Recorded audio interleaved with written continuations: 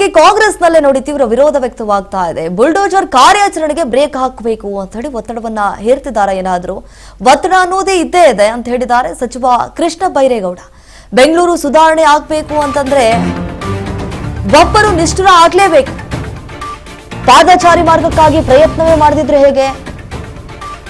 Bulldozer ಕಾರ್ಯಾಚರಣೆಗೆ break ಹಾಕಬೇಕು ಅನ್ನುವಂತಹ ರಣತಂತ್ರಗಾರಿಕೆ ಏನಾದ್ರೂ ಅವರ ಪಕ್ಷದಲ್ಲೇ ಯಾರಾದ್ರೂ ಧ್ವನಿಯನ್ನ ಎತ್ತುತ್ತಿದ್ದಾರಾ? ಬೆಂಗಳೂರು ಸುಧಾರಣೆ ಆಗಬೇಕು ಅಂತಂದ್ರೆ ಒಬ್ರು ನಿಷ್ಠುರ ಆಗ್ಲೇಬೇಕಲ್ವಾ? ಇಲ್ಲ ಅಂತಂದ್ರೆ ಸುಧಾರಣೆ ಆಗಲ್ಲ. ಪಾದಚಾರಿ ಮಾರ್ಗಕ್ಕಾಗಿ ಪ್ರಯತ್ನವೇ ಮಾಡಿದ್ರೆ ಹೇಗೆ? 80% ಜನರು ಆಪರೇಷನ್ ಒತ್ತುವರೆಗೆ ಒಪ್ಕೊಂಡಿದ್ದಾರೆ ಸಾರ್ವಜನಿಕರು. ನೋಡಿ, ಸಾರ್ವಜನಿಕರು ದೊಡ್ಡ ಮಟ್ಟದಲ್ಲಿ ಬೆಂಬಲ ಕೊಟ್ಟಿದ್ದಾರೆ. ಒತ್ತಡ ಅನ್ನೋದಿದ್ದೇ ಇರುತ್ತೆ, ನಾವು ಕೆಲಸ ಮಾಡಬೇಕಷ್ಟೇ ಅಂತ ಹೇಳಿ ಬೆಂಗಳೂರಿನಲ್ಲಿ ನಗರಾಭಿವೃದ್ಧಿ ಸಚಿವ ಕೃಷ್ಣ ಬೈರೇಗೌಡ ಕೊಟ್ಟಿರುವಂತಹ ಹೇಳಿಕೆ ನೋಡಿ. ಈಗಾಗಲೇ ಫುಟ್ಪಾತ್ನಲ್ಲಿರುವಂತಹ ಕೆಲವೊಂದಿಷ್ಟು ಅಂಗಡಿಗಳನ್ನ ಎತ್ತಿಸುವಂತಹ ಕೆಲಸಕ್ಕೆ ಮುಂದಾಗಿದ್ರೆ. ಯಾಕಂತಂದ್ರೆ ಫುಟ್ಪಾತ್ ಇರೋದು ಓಡಾಡಕ್ಕೆ, ಅಂಗಡಿಗಳನ್ನ ಹಾಕೋದಕ್ಕಲ್ಲ. ಸೊ ಹಾಗಾಗಿ ಈಗ ಏನು ಅವ್ರ ಹುದ್ದೆಯನ್ನು ಏನು ನಿಭಾಯಿಸ್ತಿದಾರಲ್ಲ, ಈ ಬೆಂಗಳೂರು ಡೆವಲಪ್ಮೆಂಟ್, ಬೆಂಗಳೂರು ನಗರಾಭಿವೃದ್ಧಿ, ಒಂದು ಒಳ್ಳೆಯ ಹುದ್ದೆಯನ್ನ ಇಟ್ಕೊಂಡು ಒಳ್ಳೆ ಕೆಲಸ ಮಾಡಲಿಲ್ಲ ಅಂತಂದ್ರೆ ನೋ ಯೂಸ್ ಅಂತ ಹೇಳಿ ಸಾಕಷ್ಟು ಜನ ಒತ್ತಡವನ್ನು ಹೇರಿದ್ರು. ಖಂಡಿತವಾಗ್ಲೂ ಈ ರೀತಿಯಾಗಿ ಮಾಡಬೇಡಿ, ಬಡವರ ಹೊಟ್ಟೆ ಮೇಲೆ ಹೊಡಿಬೇಡಿ ಅಂತೇಳಿ ಒತ್ತಡ ಇದ್ದೇ ಇರ್ತದೆ.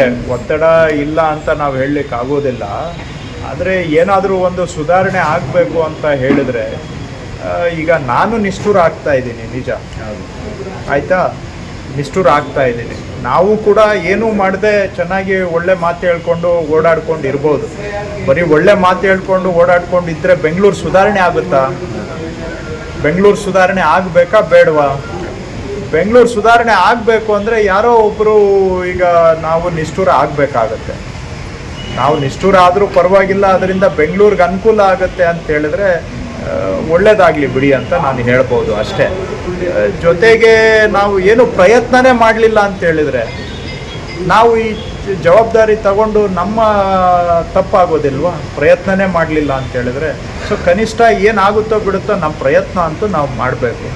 ಈ ಹುದ್ದೆಗೆ ನಾವು ನ್ಯಾಯ ಕೊಡಬೇಕು ಅಂದರೆ, ಈ ನಮಗೆ ನಾವು ನ್ಯಾಯ ಮಾಡಬೇಕು ಅಂದರೆ ನಮ್ಮ ಕೈಗೆ ಕೊಟ್ಟಿರೋ ಜವಾಬ್ದಾರಿಯಲ್ಲಿ ಏನು ಮಾಡೋಕ್ಕೆ ಸಾಧ್ಯ ಅದನ್ನ ಪ್ರಯತ್ನ ಮಾಡಬೇಕು. ಪ್ರಯತ್ನ ಮಾಡ್ತಾ ಇದ್ದೇವೆ. ಎಲ್ಲರೂ ಬೆಂಗಳೂರಿನವರು ಬೇಕು ಅಂತ ಅನಿಸಿದರೆ ಯಶಸ್ಸು ಆಗುತ್ತೆ. ಬೆಂಗಳೂರಿನ ಜನ ಬೇಡ ಅಂತ ತೀರ್ಮಾನ ಮಾಡಿದರೆ ಆ ರೀತಿ ಆಗುತ್ತೆ. ಬಟ್ 80% ಜನ ಸಪೋರ್ಟ್ ಮಾಡಿದ್ದಾರೆ. ತಾವು ದಯವಿಟ್ಟು ಅದನ್ನು ಅರ್ಥ ಮಾಡ್ಕೊಳ್ಳಿ. ನಿಷ್ಠುರ ಆಗಿದ್ದೀವಿ ಇಲ್ಲ ಅಂತಲ್ಲ, ಕೆಲವರು ವಿರೋಧ ಮಾಡಿರ್ಬೋದು, ಆದರೆ ಸಾರ್ವಜನಿಕರು ಇದಕ್ಕೆ ದೊಡ್ಡ ಪ್ರಮಾಣದಲ್ಲಿ ಬೆಂಬಲವನ್ನು ಕೊಟ್ಟಿದ್ದಾರೆ ಅನ್ನೋದನ್ನು ಕೂಡ ಅವ್ರಿಗೆ ನಾವು ಸರ್ವ್ ಮಾಡಬೇಕಾಗತ್ತೆ. ಯಾರಿಗೂ ತೊಂದರೆ ಏನಿಲ್ಲ. ಒತ್ತುವರಿ ಮಾಡೋದು ಕಾನೂನಲ್ಲ, ಅದು ಕಾನೂನಿಗೆ ವಿರುದ್ಧ. ಸೊ ಎಲ್ಲರೂ ಸಹಕಾರ ಮಾಡಿ ಅಂತ ಮತ್ತೊಮ್ಮೆ ನೋಡಿ. ಈಗಾಗಲೇ ಬೆಂಗಳೂರು ನಗರಾಭಿವೃದ್ಧಿ ಸಚಿವರಾಗಿರುವಂತಹ ಕೃಷ್ಣ ಬೈರೇಗೌಡ ಅವರು ಕೆಲವೊಂದಿಷ್ಟು ಮಾತುಗಳನ್ನು ಹೇಳಿದರು. ಈಗಾಗಲೇ ಕೆಲವೊಂದಿಷ್ಟು ಕಡೆ ಫುಟ್ಪಾತ್ಗಳನ್ನ ತೆರವುಗೊಳಿಸುವಂತಹ ಕಾರ್ಯಾಚರಣೆ, ಅಂಗಡಿಗಳನ್ನ ಸಿಲಿಕಾನ್ ಸಿಟಿಯಲ್ಲಿ ಆಪರೇಷನ್ ಫುಟ್ಪಾತ್ಗೆ ಭಾರಿ ಹಿನ್ನಡೆ. ಜಸ್ಟ್ 4 ದಿನಕ್ಕೆ ಉತ್ಸಾಹವನ್ನು ಕಳೆದುಕೊಂಡ್ರೆ ಹಾಗಾದ್ರೆ ಜಿಬಿ ಅಧಿಕಾರಿಗಳು. ನೆನೆ ಭಾನುವಾರ ಅಂತ ಕಾರ್ಯಾಚರಣೆಗೆ ಜಿಬಿ ಅಧಿಕಾರಿಗಳು ವಿರಾಮವನ್ನ ಘೋಷಣೆ ಮಾಡಿದ್ದಾರೆ. ಇವತ್ತು ಕಾರ್ಯಾಚರಣೆಗೆ ಹಿಂದೇಟು ಹಾಕ್ತಿದ್ದಾರೆ ಜಿಬಿ ಅಧಿಕಾರಿಗಳು.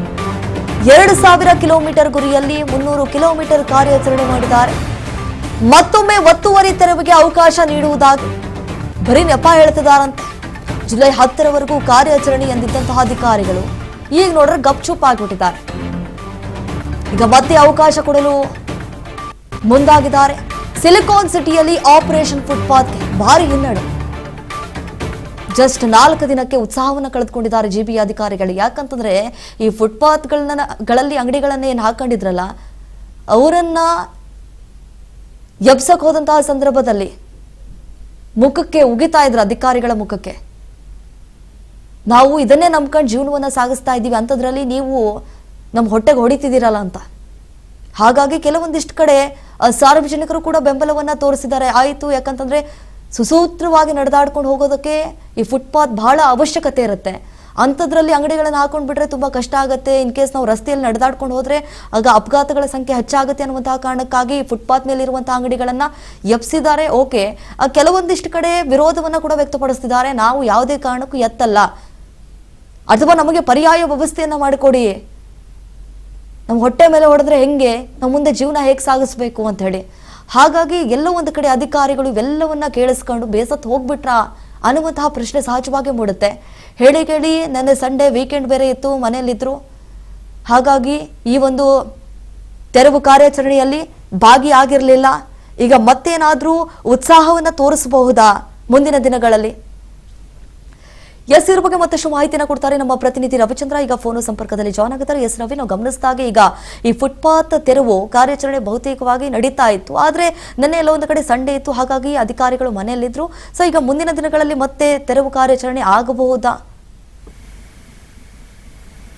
ಹೌದು ದೀಪ, ಏನೋ ಬೆಂಗಳೂರಲ್ಲಿ ಫುಟ್ಪಾತ್ ಒತ್ತುವರಿ ತೆರವು ಕಾರ್ಯಾಚರಣೆ ಸ್ಟಾರ್ಟಿಂಗ್ ಅಲ್ಲಿ ಬಹಳ ಏನೋ ಅದ್ದೂರಿಯಾಗಿ ಅಂತ ನಡೆದಿತ್ತು ಅಂತ ಹೇಳ್ಬೋದು. ಯಾಕಂದ್ರೆ ಈಗ ಏನು 4-4 ದಿನ ಕಾರ್ಯಾಚರಣೆ ಉತ್ಸಾಹದಿಂದ ಮಾಡಿದ್ರು. ಆದ್ರೆ ಇದೀಗ ಜಿಬಿಐ ನಿನ್ನೆ ಭಾನುವಾರ ಎಂಬ ನೆಪ ಹೇಳ್ಕೊಂಡು ಏನೋ ಕಾರ್ಯಾಚರಣೆಗೆ ಏನು ವಿರಾಮ ಹೇಳಿದಾರಂತಾನೆ ಹೇಳ್ಬೋದು. ಯಾಕಂದ್ರೆ ಕಾರ್ಯಾಚರಣೆ ಹಿಂದೇಟು ಹಾಕುವಕ್ಕೆ ಜಿಬಿಐ ಅಧಿಕಾರ ಕಾರಣಗಳು ಕೆಲವುಗಳಷ್ಟು ಇದೆ. ಹಾಗಾಗಿ ಇವ್ರ ಗುರಿ ಅಂದ್ರೆ ಏನು 2000 ಕಿಲೋಮೀಟರ್ ಗುರಿ ಇಟ್ಕೊಂಡಿದ್ರು, ಏನೋ ಕಾರ್ಯಾಚರಣೆ ಮಾಡ್ಬೇಕು, ಫುಟ್ಪಾತ್ ತೆರವು ಮಾಡ್ಬೇಕು. ಹೀಗಾಗಿ ಇವರು 300 ಕಿಲೋಮೀಟರ್ ಕೂಡ ಏನು 300 ಕಿಲೋಮೀಟರ್ ಅಷ್ಟು ಕಾರ್ಯಾಚರಣೆ ಹಿಂದೇಟು ಹಾಕಿದಾರೆ ಅಂತ ಹೇಳ್ಬೋದು. ಮತ್ತೊಂದು ಒತ್ತುವರಿ ತೆರವಿಗೆ ಅವಕಾಶ ನೀಡೋದಾಗಿ ಕೊಟ್ಟಿದ್ದಾರಂತ ಏನು ನೆಪ ಹೇಳ್ತಾ ಇದಾರೆ ಅಂತಾನೆ ಹೇಳ್ಬೋದು.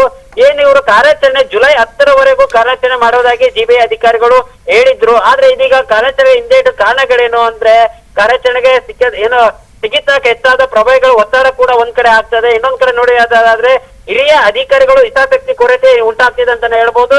ಸರ್ಕಾರ ಅದಿನಿಂದ ಸಂಸ್ಥೆಯ ಒತ್ತುವರಿ ವಿರುದ್ಧ ಹೆಚ್ಚಾಗಿದೆ ಆಕ್ರೋಶ.